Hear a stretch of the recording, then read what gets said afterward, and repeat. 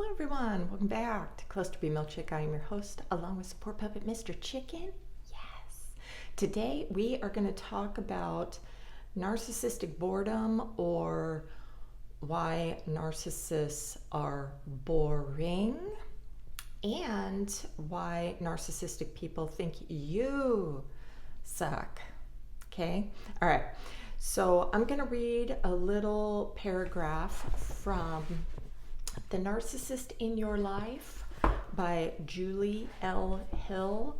This is the new book that I've been slowly dissecting, making sure that everything is accurate. Like, what am I going to do if I find something inaccurate? Just turn the page. Beep. All right. So, narcissists' primitive emotional intelligence and simplistic black and white thinking make them colorblind to emotional complexity and nuance. Yes, so you're either something of value in my life or you're not. You're either bringing some sort of pleasure or entertainment, or you're, stroking my ego, making sure that I feel good about myself, or you're not. So when you stop performing, when you stop love bombing, when you start nagging and picking us apart for things that we are failing you at, you're all black. All right. Other people are more like silhouettes than detailed and dimensional beings. Yes, so one thing that I had to work on myself was actually seeing my people as multifaceted, actually looking into, their likes and dislikes, what's actually unique to them. I had to take the focus off of myself and just what I'm getting out of it. Now, I believe that relationships are transactional, as they should be. Nobody should be doing 100% and the other person 10%. But looking at what's cool about you, not just the picture that I want you to be. Not the script you're supposed to be reading, but actually liking you for, the tiny little cool things about you that you are, and not looking past that as icks or something that I can change in you later down the road. Take note, narcissists. All right. Other people are more like silhouettes than detailed dimensional beings. When others talk about themselves, narcissists find it tedious, if not infuriating. Yes, this is like when focus is on us.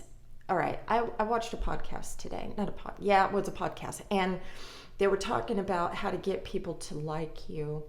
And when you are focusing on the other and letting them talk about themselves, the person asking the questions, the good listener, they're the ones that are being more liked by the talker.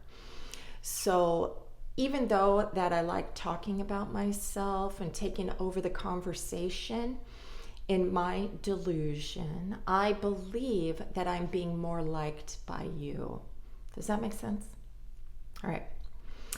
But when they are left alone, they face another kind of boredom, their own emptiness. What looks like fascination with self is myopic neediness. Their unmoored identity and lack of inner resiliency keep them dependent on others for the affirmation they cannot give themselves or others.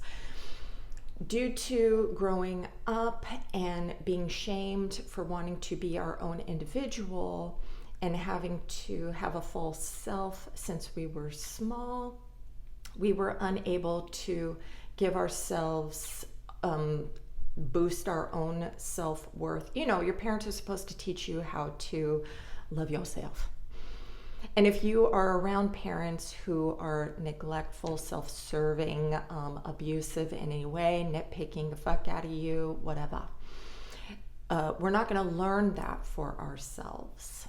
So our false self is going to be very grandiose, nothing can hurt me, extra sensitive to criticism, attacking the threat, and even so hypersensitive that we're looking to be offended.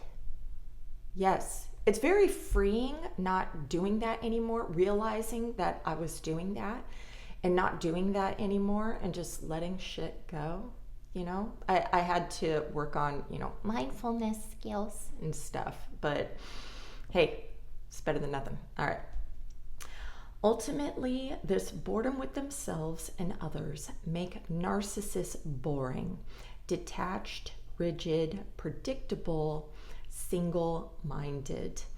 Yes, so because it's very hard for us to entertain ourselves,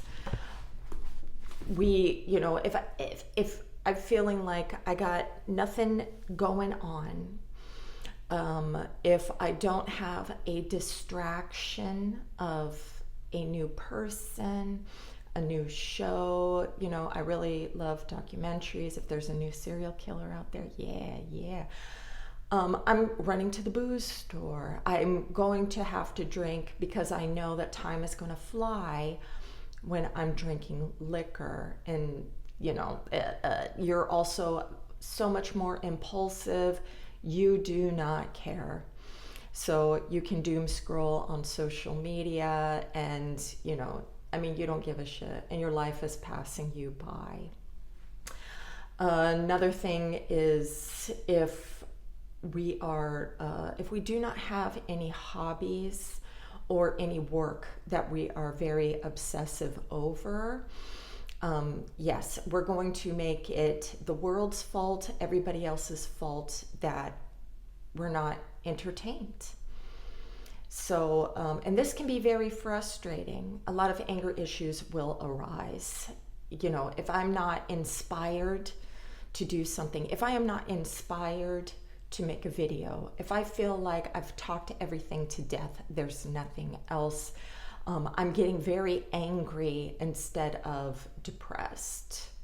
Some people will become depressed, but I'm gonna be fucking pissed, and then I'm just gonna fucking be all flatlined out and everything. In the past, I would go and troll the internet.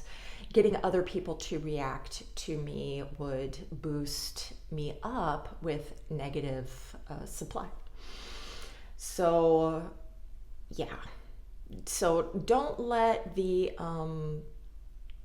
unaware narcissistic people, don't believe they got everything going on and everything is perfect in their life and they can just jump to relationship with, ease and flow, or that they're posting inspirational things and we're just grabbing at straws here. We're just grabbing more. Nothing fills us up, okay? Which means it's your job to be the clown. I know this firsthand too, dating toxic dudes, and I always had to entertain. And if I didn't, I don't get to have a bad day. Because if I don't, then entertain them, I'm getting shit on, okay? I know, it's crazy town. All right, so I hope that was helpful. Have a great day. Namaste.